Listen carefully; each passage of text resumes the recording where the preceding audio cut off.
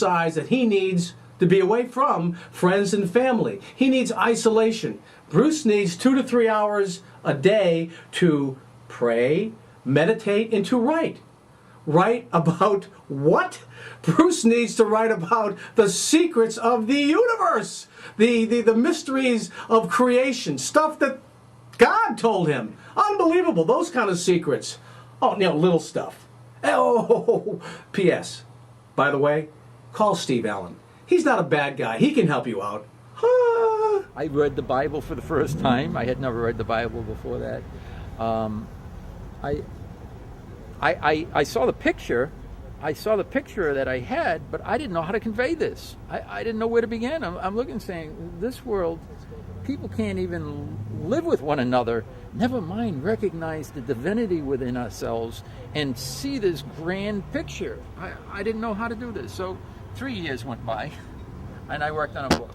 I finished the book, and subsequently people read the book and told me they couldn't understand it. And then I started a group, and I had a group for about 1.5 years, and I tried to explain what was written there. And I used the Bible. And my mother had picked up the Bhagavad Gita at a yard sale, and I kind of fanned through it, and I said, wow, it carried a very, very elevated frequency. The Bible carries a very, very elevated frequency. I read about 2 pages of Buddhism, and instantly I connected with the consciousness of Buddha, and I understood where he was coming from and what he was teaching. And from that moment on, everything I picked up, I could see a frequency, and I could see it relative to this bigger picture, whether it was from the human perspective or the spiritual. And through that, and through interacting with people, I came to realize I had to rewrite my book, and I spent another couple years working on rewriting it, and I was attending spiritual classes, listening to people's questions. What is it they're struggling with? What can they see? What can't they see? Because I had almost, and this is hard to say, but I had almost forgotten how my human mind was and what I saw, what I felt prior to the experience. Because now I was living in a whole different mindset.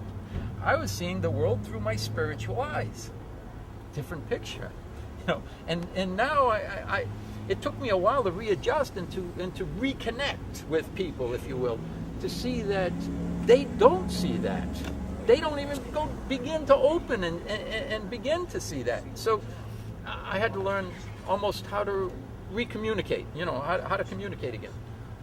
So after all this, I rewrote the book, and I used the Bible as a foundation. Being that I was raised Christian, I saw how much was misinterpreted and misrepresented relative to this picture that I had seen, relative to the picture that God gave me, this gift of this vision.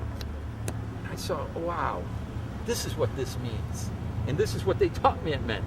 This is what this means. This is what they taught me it meant. And I could see that the two were not fitting together. One was from the human perspective. My vision was from the spiritual. Now, how do you bridge those together? How do you bring it together so that the average person then can make that transition within themselves and start to have this experience? It was a struggle. I mean, I struggled every step of the way. I was not a reader. I didn't have the formal training. I didn't know how to write. I didn't know where to begin. Sure cannot question this guy's sincerity. So everything was a struggle all the way. But all I prayed for, all I asked for, every step of the way was understanding and guidance, so that I could deliver the message that I was being given, and I could do it in the purest sense that I could deliver it. And that's all I asked for.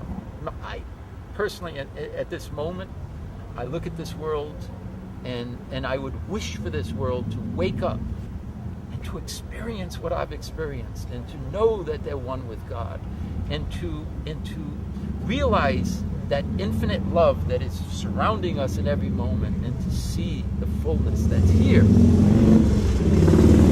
That's what I would wish.